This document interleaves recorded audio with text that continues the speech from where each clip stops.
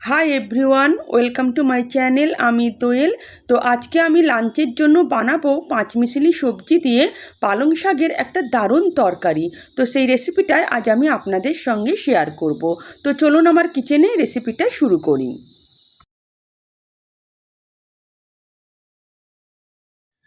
পালং শাকের তরকারি বানাবার জন্য এখানে আমি এক আঁটি পালং শাক নিয়ে নিয়েছি এবং সেটাকে ভালো করে কেটে বেছে আমি ধুয়ে পরিষ্কার করে নিয়েছি। তার সঙ্গে নিয়ে নিয়েছি এক ফালি কুমড়ো, আর দেখুন একটা বেগুন নিয়েছি আর দুটো আলু নিয়েছি, সেগুলোকেও আমি বেশ একটু বড় বড় আকারে কেটে নিয়েছি। এবার আমি রান্নাটা করে ফেলি, চলুন। তো গ্যাস অন করে একটা কড়াই বসিয়ে দিয়েছি, তার মধ্যে আমি 1 টেবিল চামচের মতন সাদা তেল নিয়ে নেব। তেল গরম হয়ে গেছে, এখন আমি আলু আর কুমড়োটা প্রথমে ভেজে নেব, কারণ এগুলো সেদ্ধ হতে একটু দেরি হয়, তাই আলু আর কুমড়োটাকে সবার প্রথম আমি ভেজে নেব।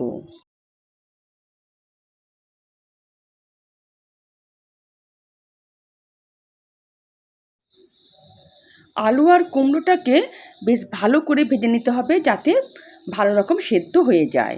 এখানে আমি সামান্য নুন হলুদ দিয়ে দেব।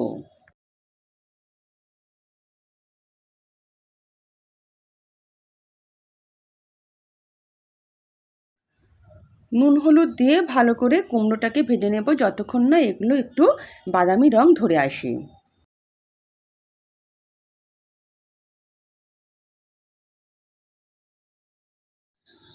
আলু কুমড়োটা খুব ভালো করে ভেজে নিয়েছি, এবার এটাকে আমি তেল থেকে তুলে নেব।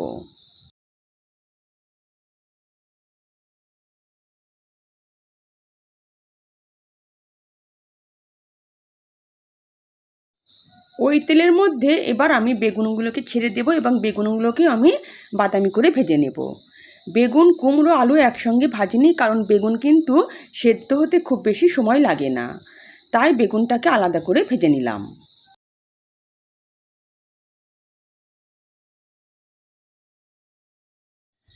বেগুন ভাজা হয়ে গেছে, এটাকেও আমি তেল থেকে তুলে নিলাম।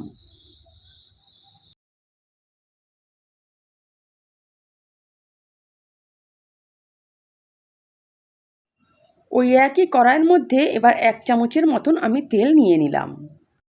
তেল গরম হয়ে এলে ফোড়নের জন্য দুটো শুকনো লঙ্কাকে এভাবে আমি কেটে কেটে দিয়ে দেব। হাফ চামচের মতন দেব 5 ফোড়ন।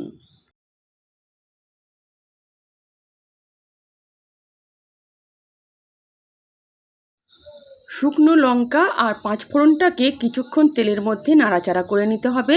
যখন 5 ফোড়নের ভাজা গন্ধ বেরিয়ে আসবে, তখন এর মধ্যে কেটে রাখা শাকটা আমি দিয়ে দেব।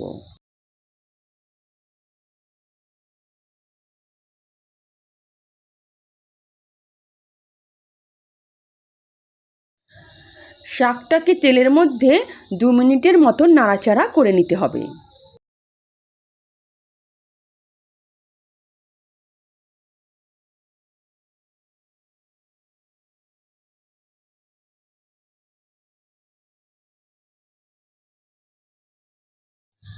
শাকটাকে 2 মিনিটের মতন তেলের মধ্যে নাড়াচাড়া করে নিয়েছি, আর দেখুন শাকটা সেদ্ধ হয়ে গেছে আর জলও বেরিয়ে আসছে।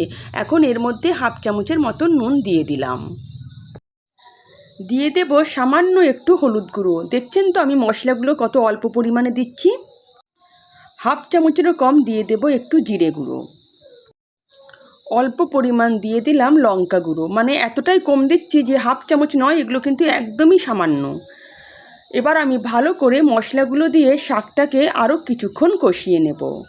তবে হ্যাঁ, শাকের মধ্যে জল থাকতে থাকতেই কিন্তু আমাকে ভেজে রাখা সবজিগুলো দিয়ে দিতে হবে, তবেই সবজিগুলো পুরোপুরি সেদ্ধ হয়ে যাবে এই শাকের মধ্যেই। যেহেতু শাকের মধ্যে এখনও অনেকটাই জল অবশিষ্ট আছে, এই জলের মধ্যে সবজিটাকে আমি সেদ্ধ করে নেব।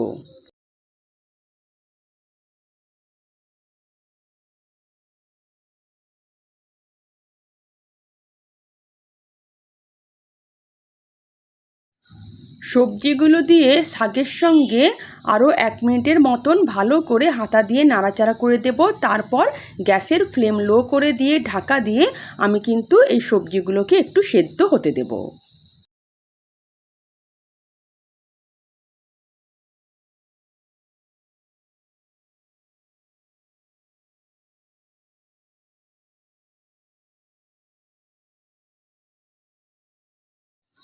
তো ঢাকা দিয়ে গ্যাসের ফ্লেম লো করে দিয়ে এটাকে আমি 4-5 মিনিট রান্না হতে দেব, যাতে সবজিগুলো পুরোপুরি সেদ্ধ হয়ে যায়। 4-5 মিনিট হয়ে গেছে। এবার আমি ঢাকনা খুলে দেখব সবজিগুলো খুব ভালোভাবে সেদ্ধ হয়ে গেছে কিনা। হ্যাঁ, সবজিগুলো কিন্তু সবই খুব ভালোভাবে সেদ্ধ হয়ে গেছে। যেহেতু আগে থেকেই ভালো করে সবজিগুলোকে ভেজে রেখেছিলাম, তাই খুব বেশি দেরি হয়নি সবজিগুলোকে সেদ্ধ করতে। এবার আর একবার হাতা দিয়ে ভালো করে নাড়াচাড়া করে দেব।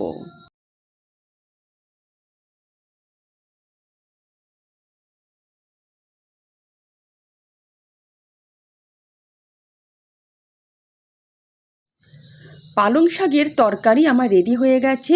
নামাবার আগে এর মধ্যে 1 চামচের মতন দিয়ে দেব চিনি। চিনিটা অবশ্যই দেবেন, কারণ রান্নাটা একটু মিষ্টি মিষ্টি হলে খেতে ভালো লাগে। চিনি দিয়ে ভালো করে একবার নাড়াচাড়া করে দেব এবং গ্যাসের ফ্লেম বন্ধ করার আগে দিয়ে দেব 1/2 চামচের মতন ঘি।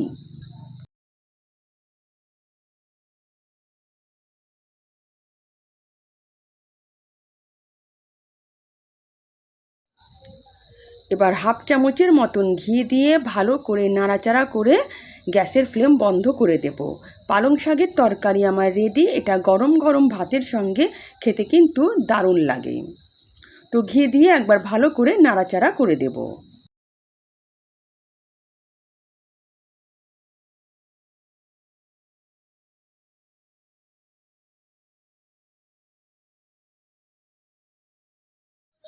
তো যদি আমার রেসিপি আপনাদের ভালো লেগে থাকে তো প্লিজ আমার চ্যানেলকে সাবস্ক্রাইব করবেন আর পাশে থাকা বেল আইকনও প্রেস করবেন, যাতে নিত্য নতুন রান্নার নোটিফিকেশান সবার আগে আপনাদের কাছে পৌঁছে যায়।